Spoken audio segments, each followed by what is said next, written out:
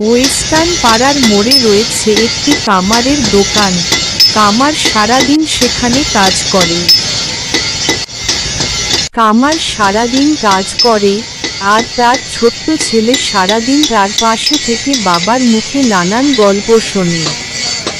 খেলাধুলা করার চেয়ে বাবার মুখে গল্প শোনাটাই তার বেশি পছন্দের। খোকা, পাড়ার রহমত মোল্লার ছেলে সৌরভের চাকরি হয়েছে, দেখেছিস? মন দিয়ে যারা পড়াশোনা করে তারাই এক সময় সফল হয়। এরকমই একদিন সেই ছোট্ট বাচ্চাটি তার বাবাকে জিজ্ঞাসা করল, বাবা, এই পৃথিবীতে তো সবকিছুরই মূল্য আছে, তাহলে মানুষের মূল্য কত? এত ছোট একটা বাচ্চার মুখে এরকম প্রশ্ন শোনার জন্য মোটেও প্রস্তুত ছিলেন না সেই কামার। কিছুটা থমকে গিয়ে তিনি উত্তর দিলেন, খোকা, মানুষের মূল্য নির্ধারণ করা যায় না, একজন মানুষের মূল্য নির্ধারণ করা খুবই কঠিন কাজ।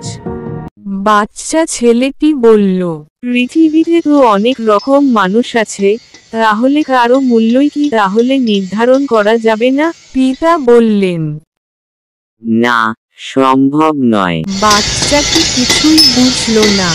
সে আবার তার বাবাকে জিজ্ঞাসা করল, মানুষের যদি মূল্যই না থাকে, তাহলে এই পৃথিবীতে কেন কেউ ধনী, কেউ গরিব?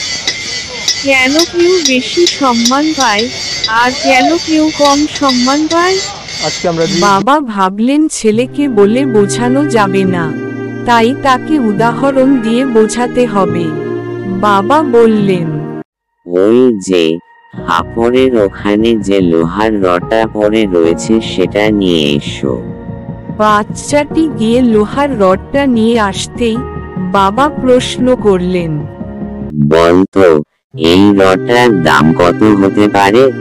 ছেলে বললেন, আজ সকালে তো তুমি এটাকে 100 টাকা দিয়ে বিক্রি করেছো, সুতরাং এটার দাম 100 টাকা। পিতা বললেন, আমি যদি এই রডটা থেকে 5টা কাস্তে বানিয়ে দেই, তাহলে এর থেকে আমি কত টাকা পাবো?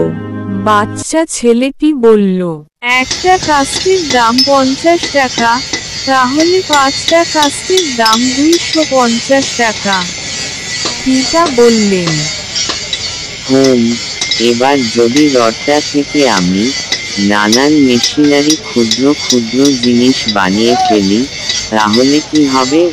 বাচ্চা ছেলেটি বলল, তাহলে তো এটা থেকে আরো অনেক টাকা পাওয়া যাবে, কারণ মেশিনারি জিনিসের দাম অনেক বেশি। এরপর বাবা ছেলেকে বোঝালেন, যেভাবে লোহার রডটির পরিবর্তনের সাথে সাথে তার মূল্যেরও পরিবর্তন হচ্ছে, ঠিক সেভাবেই মানুষের মূল্যও নির্ধারণ হয়। একজন মানুষ বর্তমানে কি অবস্থায় আছেন এবং ভবিষ্যতে তিনি নিজেকে কোন জায়গায় তুলবেন, তার উপরেই সেই মানুষটির মূল্য নির্ধারিত হয়। বাচ্চা ছেলেটি বলল, তার মানে কোনো মানুষের মূল্য কেমন হবে তা নির্ধারণ করবে সে নিজেই। তাই মানুষভেদে গরিব ধনী দেখা যায়। পিতা বললেন, বাহ, এই তো বেশ ভালোই বুঝেছো। বন্ধুরা, আমাদের ভিডিওটি ভালো লাগলে লাইক বাটনে প্রেস করুন এবং আরও নতুন নতুন ভিডিও পেতে আমাদের চ্যানেল সাবস্ক্রাইব করুন।